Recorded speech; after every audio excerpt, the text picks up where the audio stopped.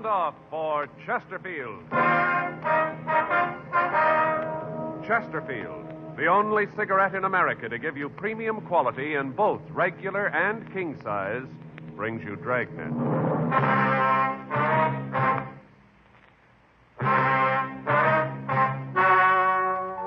Ladies and gentlemen, the story you are about to hear is true.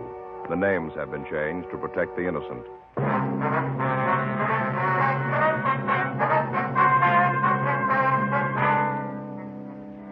You're a detective sergeant. You're assigned a robbery detail. A series of holdups takes place in your city. The victims are managers of large markets. You've got a description of the suspect. Your job, get him. Thousands are changing to Chesterfield, both regular and king size, because only Chesterfield has premium quality in both sizes. That means king-size Chesterfield contains tobaccos of better quality and higher price than any other king-size cigarette. The same fine tobacco as in regular Chesterfield. There is absolutely no difference, except that king-size Chesterfield is larger, contains so much more of the same tobaccos, it gives more than a fifth longer smoke. Yes, more than a fifth longer smoke from king-size Chesterfields. So remember, Chesterfield is the only cigarette to give you premium quality in both regular and king size. Buy 'em either way you like 'em, regular or king size. You'll find premium quality Chesterfields much milder. Yes, Chesterfield is best for you.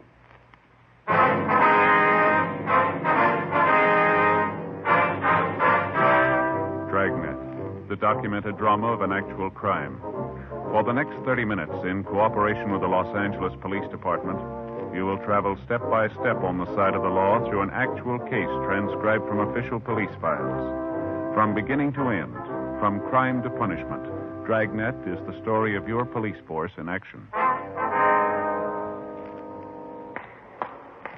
It was Thursday, February 7th. It was raining in Los Angeles. We were working the day watch out of robbery detail. My partner's Frank Smith. The boss is Captain Didion. My name's Friday. I was on the way back from R&I, and it was 8:42 a.m. when I got to room 27A. Robbery. Hey, you, Joe? Yeah. Where you been? Down to R&I.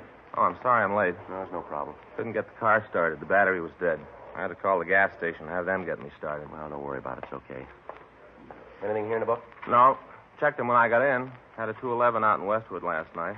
Same M.O. Might be the guy. Who's checking it? Murph and Creasy went out there this morning. Here's the stuff we got last night. R&I went through it. Doesn't look like they got anything. You seen the skipper yet? No, I saw him come in. I didn't talk to him. Came in, went to his office carrying a bottle of milk. Well, that figures. He's like a barometer, isn't he, Joe? When there's no milk on his desk, you know everything's under control. Yeah. As soon as that milk comes out, you know the ulcers are grinding. Yeah, I suppose. That must be real rough on him, though. The way the papers have been yakking about this thing. I saw Captain Jack this morning on the way in. Yeah. He said the corner pocket's leaning all over him. Well, there's got to be an answer someplace. The guy can't just keep walking into the stores and walking out again. He's got to make a mistake someplace. Yeah. What's it figure? 6 jobs so far? Yeah, 6 of them. Every one of them, he's made it clean. Hot shot. I'll get it. Well, those figures were wrong. Yeah? He just made it 7.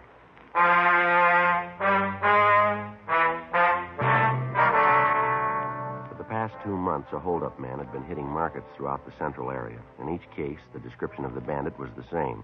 His M.O. tallied with that used in other robberies. In each instance, the bandit had been waiting for the manager of the market when the store was open. At gunpoint, the suspect would force the manager to accompany him around the market. He'd push a wire food cart in front of him as they walked. He'd pick up various merchandise and place it in the basket. He'd then force the manager to open the safe, clean it out, lock the manager in a cold storage vault, and walk out of the market pushing the food cart in front of him. Special stakeouts had been arranged at the markets. Extra units from Metro Division had been assigned to patrol duty, but the holdups continued. 9:22 a.m. Frank and I got to the address of the latest robbery, the county market at the corner of Olympic and Maryland. A radio car was there when we arrived. Come in. Yes, something you wanted? Police officers. It's my partner, Frank Smith. My name's Friday. Hello, I'm Arthur Scott. I'm the manager here. You got that man did this yet? No, sir, not yet. I wonder if you could tell us just what happened. Sure. You know where the other officers are, Mr. Scott? Outside someplace. They were talking to the others, getting names and addresses, something like that. You want to check them, Frank? Yeah, sure. Fine. I wonder if you'd mind telling me just what happened. Well, the man was waiting for me when I came in this morning. I don't know how he got in. He just walked up behind me and said that I shouldn't cause any trouble. About what time was this? Do you remember? Well, let's see. It must have been about 7:10, 7:15. Mm-hmm. Yeah, I came in the front door. Everything looked all right. Walked back here on my way to the office. He just came up in back of me. Yes, sir. Had this gun. He pointed at me, told me not to cause any trouble, like I said. What kind of a gun was it? Would you remember? It was just a gun. He pointed it right at me. Well, I understand that, sir. Do you remember if it was an automatic or a revolver? I guess it was a revolver, long barrel. I could see the bullets in it. I knew it was loaded. I wasn't going to mess with him. Yes, sir. Now, what happened after he walked up to you? He told me that if I went along with him, I wouldn't get hurt. And then he walked me up to the front of the store by the check stands, took one of the baskets, and started to walk along the racks. Made me walk in front of him. Real nervy. Took his time. Mm-hmm. Well, while we walked along, he'd take things out of the displays. Well, what kind of things? Well, different kind of cheeses, caviar. Took some special artichoke hearts. Things cost $1.50 a jar. Expensive. Yes, sir. What did the man look like, Mr. Scott? Can you give us any kind of a description? Well, that's kind of hard. He had on this big overcoat and a brown hat pulled down, and then the black mask over his face. I couldn't get a very good look at him. Well, how old would you say he was? Oh, boy, I'd have to guess on that. Maybe 50, 55. Looked that old anyway. About all I could see was the bottom part of his face, like he was pretty old. Mm-hmm. How about the color of his eyes? Could you see them? Yeah, through the mask, they were blue. Real light blue, kind of watery. About how tall would you say he was? Maybe 5'2" or 3. Short little man. Mm-hmm. How about his weight? Real little, like I said. I don't think he weighed more than 130. That'd be outside, too. Was there anything unusual about him? Anything at all that you could remember? No, not that I can remember. Anything in the way he talked? Some accent of any kind? Anything like that? No, nothing at all there. Mm-hmm. How about the coat he was wearing? What color was that? Do you remember? It was a dark brown, sort of a herringbone. Looked real old, like it'd been worn for a long time, kind of frayed around the edges of the cuffs. You know, around here like this, and the buttonholes on the coat were all torn, too. Oh, excuse me. Yes, sir. Go right ahead. Scott? Yeah. How much? Yeah, and how much case? Mm-hmm. That's not too bad.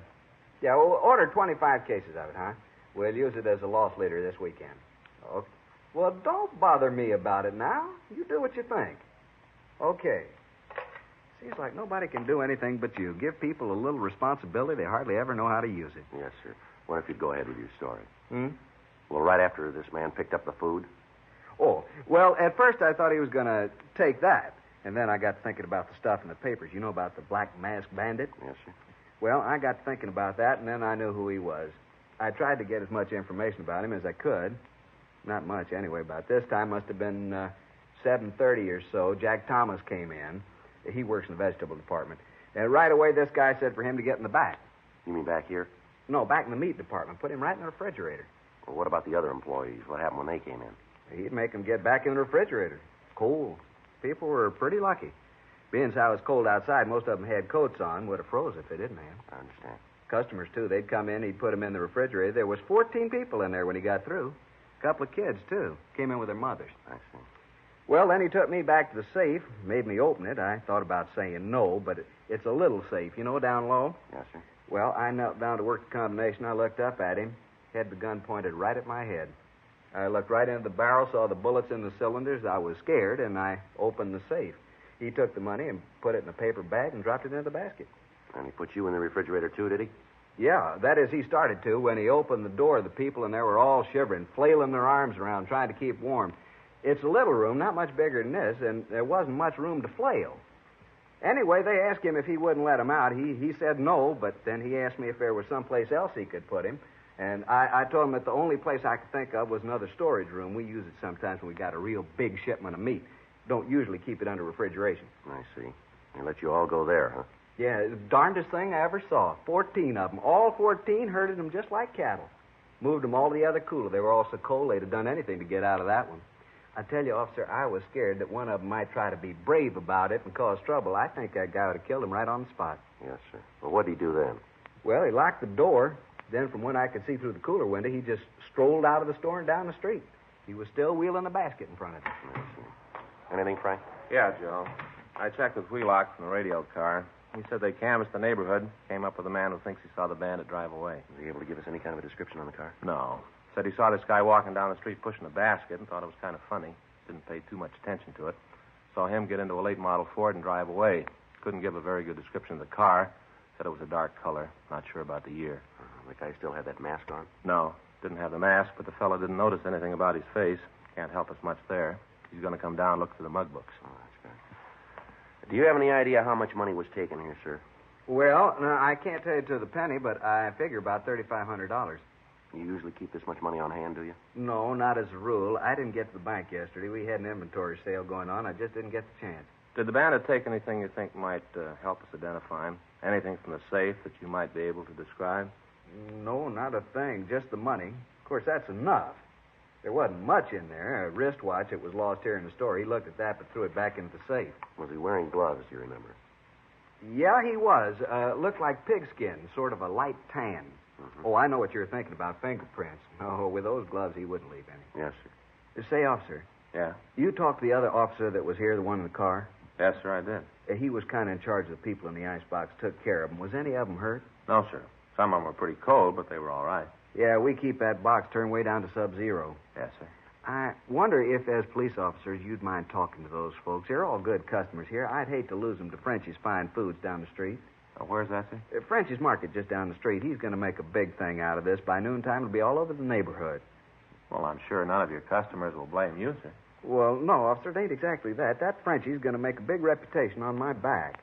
Well, Mr. Scott, markets have been held up before. Yeah, but not with our motto. What's that? We freeze anything.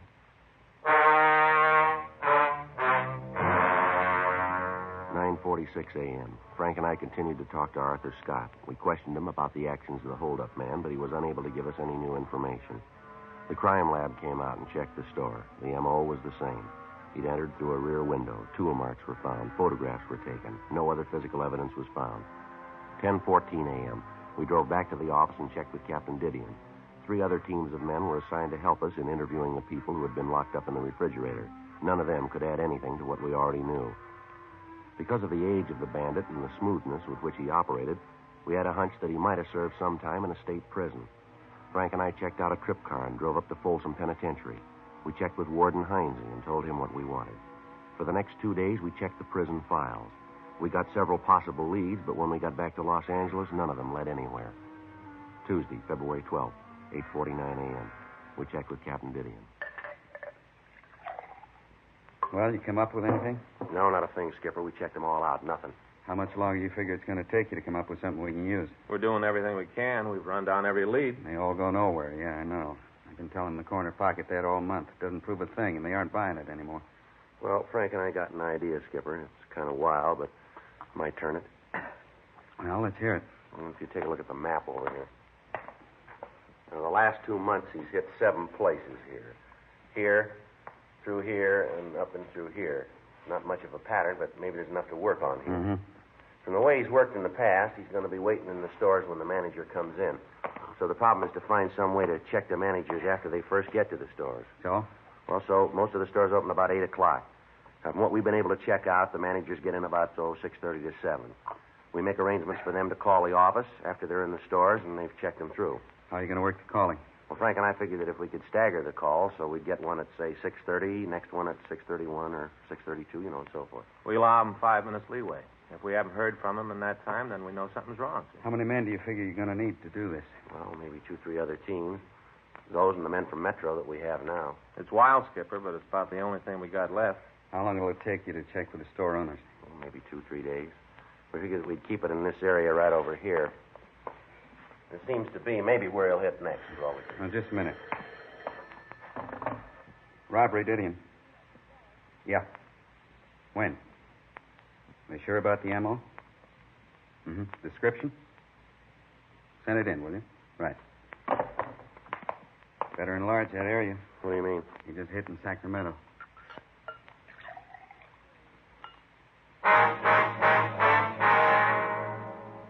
Tuesday, February 12th, 3:45 p.m. Frank and I talked on the phone to Fritz Kaminsky, chief of police in Sacramento. He told us that the market bandit went through the same sequence of events that had characterized his operations in Los Angeles. First, he took several food items from the display stands in the store, and then he forced the manager to open the safe. After robbing the safe, the thief locked the manager in a meat refrigeration locker and left the store. A witness in the neighborhood saw the suspect leave the store and said that he'd escaped in a late-model dark Ford sedan. He was unable to give us much of a description of the man, but he said that he was elderly, small, and that he'd been dressed in a brown overcoat and a brown hat, and he wore a black mask. There could be little doubt that it was the same man who had been hitting the markets in the Southland. Wednesday, February 13th, Frank and I checked out a trip car and we drove up to Sacramento. We talked with the victim and with the witness. Both of them were unable to find the thief's picture in the mug books. Stakeouts were arranged on the markets in the Sacramento area, and additional bulletins were gotten out on the Ford sedan. Frank and I returned to Los Angeles and started to set up the plan that we discussed with Captain Didion. Each of the store managers agreed to cooperate, and starting the morning of February 18th, the plan was put into operation. 3 weeks passed. The bandit failed to hit again. March 18th, 6:37 a.m. Robbery, Murphy. What's that number? Yes. Robbery, Smith. Yes, sir. Okay, thanks. Number 38, okay. Right. Still no word from 34. We better get ready to roll on it. Let's see. That's that supermarket on Palmetto Avenue. That's right. Let's go. Murph. Yeah? Catch the rest of the calls, will you? Yeah, sure, Joe. What do you think, Joe? I don't know. Let's find out.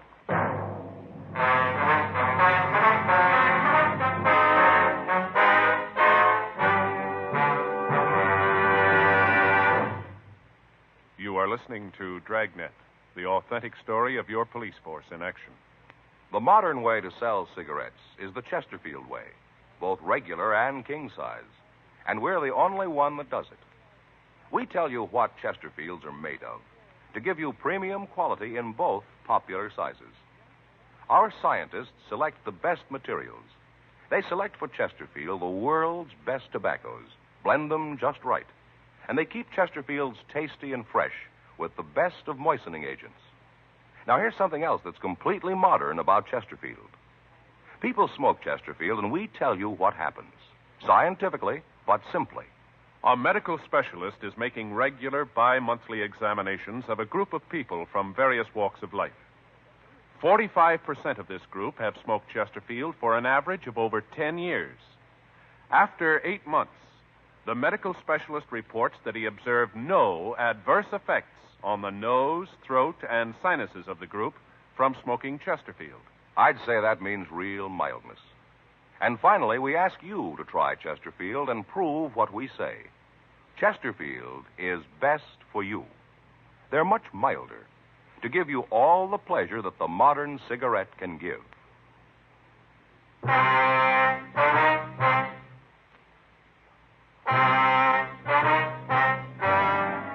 It took us a little over 5 minutes to get to the store on Palmetto.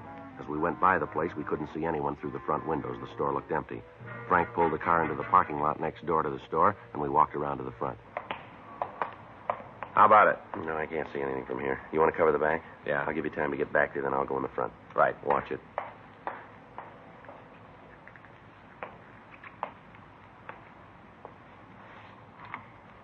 I tell you, I don't know the combination. I don't want any trouble. I'm trying to be nice. I don't want to hurt you.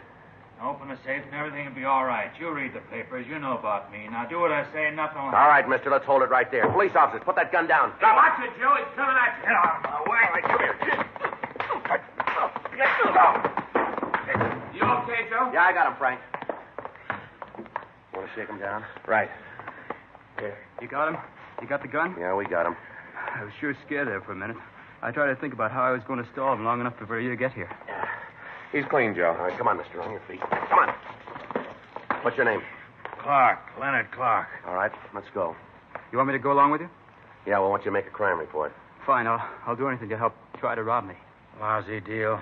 Might have known something was wrong the way that guy played it. Should have known. Yeah, sure. You figure me for the guy you're looking for, this black mask bandit the paper's been yakking about? That's the way we figure it. Well, too bad, fellas. You can't make me for it. Is that right? Yeah, you're looking for somebody else. You got the wrong man. How old are you, Clark? 52. Ever serve any big time? Sure, what's that prove? Well, the way you look, the way you work this one, even the mask. We made you for it. Only one thing. What's that? You gotta prove it.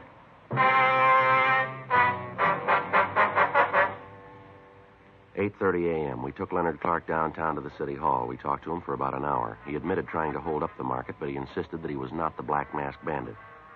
He told us that he'd read about the holdups in the paper and that it seemed like an easy way to pull a robbery. He told us that he'd used a pinch bar to jimmy a rear window in the market, and then he entered the place. He told us that he'd waited for the manager to come in, and then he tried to get him to open the safe. Sergeants Murphy and Creasy went out to his home. They found nothing there to tie him in with the other robberies. A check through R&I showed a record on Clark listing 2 convictions for 211 and 1 count of 245 PC. He'd served time at both San Quentin and Folsom penitentiaries, as well as some of the eastern penitentiaries. Mug shots of Clark were shown to the victims of the Black Masked Bandit, and they said that it was a possibility that he could be the man who'd robbed them. Friday, March 21st, a special show-up was arranged, and the victims were asked to be present. We explained that the questions asked were for the express purpose of acquainting the victims with the suspect's voice. Clark was brought out on the stage and asked his name. Leonard Clark. What were you arrested for? I don't know. You must know what you're being held for. They say I'm the Black Masked Bandit. Are you? No. Were you armed when you were arrested? What? Were you armed when you were arrested? Yeah. What kind of weapon were you carrying? 38 revolver. Leonard, could you speak a little louder, please? 38 revolver. How long you been in jail? Since Tuesday. Where were you arrested? Market out on South Palmetto. It's a long street. Where on South Palmetto? 1721 South Palmetto. What were you doing there? Was arrested for trying to hold up the place. You ever done any big time? Huh? I say, you ever done any big time? Yeah. Where? At Q, Folsom. What'd you do the time for, Leonard? Which time? Well, let's take them in order. How about Quentin? 5 to life for robbery. How about Folsom? Same thing. You owe any time now? Yeah, I'm on parole. Joe. Yeah. Ask him to turn around, will you? The victims can't see him too good. All right. Leonard, take a quarter turn to your left. No, Leonard, to your left. All right. Now another quarter turn. Another quarter turn. Now another quarter turn. No, same way. Another quarter turn. Now face the front, Leonard. Where do you live? Out in Hollywood. Where? Corner of DeLongpre and Monroe, apartment house. It's a good-sized corner. Which apartment? Ashley Arms, apartment 604. What do you do for a living? I'm a carpenter. A what? Carpenter, I said. You work steady? Yeah. Who do you work for? I'm a carpenter for a contractor named Gagely. Now look straight, will you, Leonard? Straight ahead. Yeah. You remember where you were on February 7th? That was a Thursday. No. You got no idea at all? Not at all. You own a car? Yeah. What make is it? It's a Ford. Speak up, will you, Leonard? We can't hear you. A Ford. What color is it? Dark blue. What year? 1950. All right, Leonard. Now, would you step over to the side of the stage? No, the other way. Side of the stage. How's it look, Frank? Nothing yet. Manager at the county market seems to think it's him. The others aren't sure. Yeah. Well, maybe when we get the coat and mask on, it'll help. Those clothes, Leonard, are they yours? Yeah, they're mine. How about that mask? That belong to you, too? Yeah. Would you put the mask on? Well, just put it on. That's it. Now put the hat on. Not the way you usually wear it? That's right. All right. Take a quarter turn to your left. No, Leonard, your left. That's it. Now again. And again. Once more. All right, now face forward. Now all the way around. Come on, Leonard. Straight forward out this. That's it. No. Now repeat these words. Just be quiet and you won't get hurt. Just be quiet. You won't get hurt. Now say, open the safe and don't cause any trouble. Open the safe. Don't cause any A trouble. little louder, Leonard. Open the safe and don't cause any trouble. All right, Leonard, you can take the mask off. How many times have you been arrested? I don't know. About how many times would you say? Maybe 15, something like that. What'd you fall for? Suspicion. Suspicion of what? A lot of things. They didn't nail me for. How old are you now, Leonard? 52. How old were you when you were arrested the first time? 16. You've had quite a life, haven't you? Yeah, I fell among evil companions. All right, Leonard, that's all. How about it, Mr. Scott? I can't be sure, Sergeant, but I think that's the man. Can I see a minute, Joe? Scott just gave a tentative identification. Yeah, well, he's the only one. What do you mean? The others say we got the wrong man.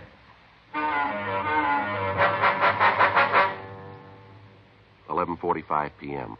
We returned Leonard Clark to his cell. Frank and I continued to question the victims of the Black Masked Bandit. Only one of them was able to give us a tentative identification.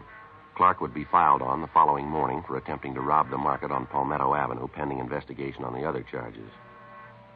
The working detective has come to know that many times at a show-up, identifying witnesses sometimes become confused, sometimes fail to speak up for one reason or another, sometimes due to fear, the idea of incriminating a man, thus making the officer's task of bringing a suspect to justice all the more difficult. In spite of the lack of identifying witnesses, Frank and I felt reasonably sure that we had the Black Masked Bandit in custody. The following morning, March 22nd, we checked into the office to fill out the follow-up forms. You know, Joe, I just can't figure it. He's got to be it. He's got the motive, the opportunity, everything. Yeah, M.O. matches. We got him on one count anyway. What happens now? Well, I guess we just wait. If there aren't any more holdups, we know we got the right guy. It's about the only way you can do it. Anyway, you slice it, Clark's finished. The court gets through with him this time, they'll nail him for life. Yeah, I suppose so. He sure looks like the guy to me, though. I tell you, Joe, he's got to be it. Everything fits with him, all the way down the line. That's what I figured, too. Friday, Smith? Yeah, Skipper. Call from Hollywood Division. Just had one at 3rd and Selma. Yeah, what about it? Black Masked Bandit. We haven't got him.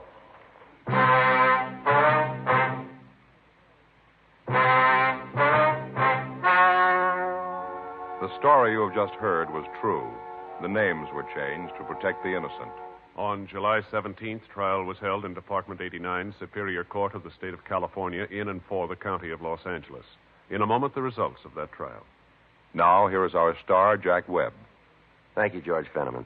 Friends, all of us who sell Chesterfields want to thank you for making 1952 such a wonderful year, both for Dragnet and for Chesterfield.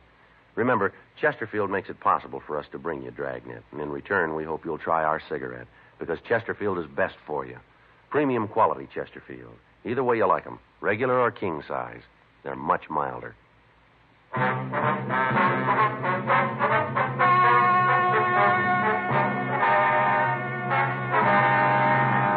Leonard Stanley Clark was tried and convicted of attempted robbery. Because of his previous criminal record, he was sentenced to life imprisonment without possibility of parole. He is now serving his term in the state penitentiary, Folsom, California. Next week, The Big Mask, Part 2. Ladies and gentlemen, as an investment, bonds are better than ever. So whether you already buy on the payroll savings plan where you work or the bond-a-month plan where you bank, get an extra bond for defense tomorrow.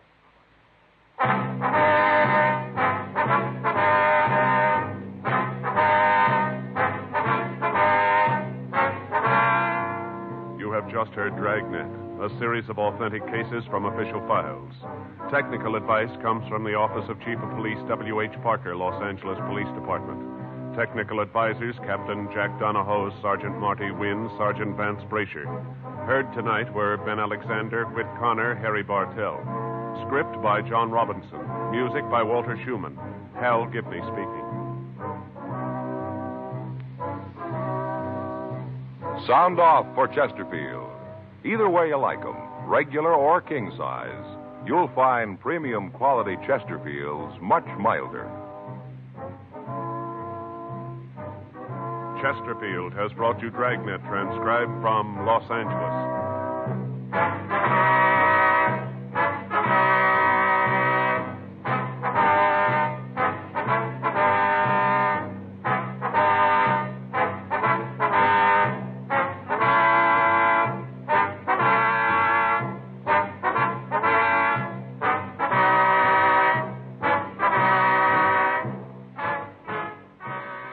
Tonight, there's more adventure with Barry Craig, confidential investigator, on NBC.